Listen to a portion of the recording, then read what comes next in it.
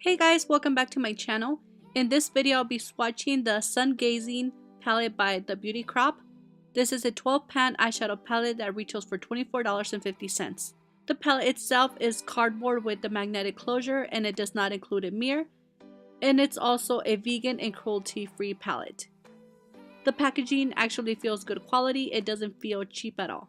So this is a complete warm palette since it is inspired by the sun. It has a mixture of golds, oranges, and bronze shades. There's a mixture of mattes, metallics, and pressed glitters. Out of the 12 shades, there's 2 mattes, which I honestly thought they were satin finish, 7 metallics, and 3 pressed glitters. The 2 mattes in the palette are very velvety, that is the reason why I thought they were satin, and they are pretty pigmented and blended easy using a blending brush. The metallics were very creamy and buttery and also pigmented.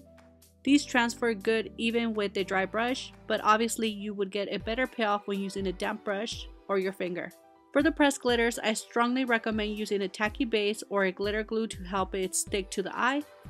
Using a flat synthetic shader brush worked good for me to apply the glitter. I did use Too Faced glitter glue as my base. This is my first time using the Beauty Crop's eyeshadow palettes and this one definitely performed good.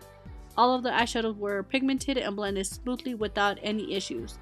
In my opinion, I would have loved to see more mattes in the palette. I just personally love a good variation of mattes in a palette. So I really hope you guys found this video helpful. Please don't forget to give me a like and subscribe. And I'll see you guys very soon on my next video. Thank you guys so much for watching.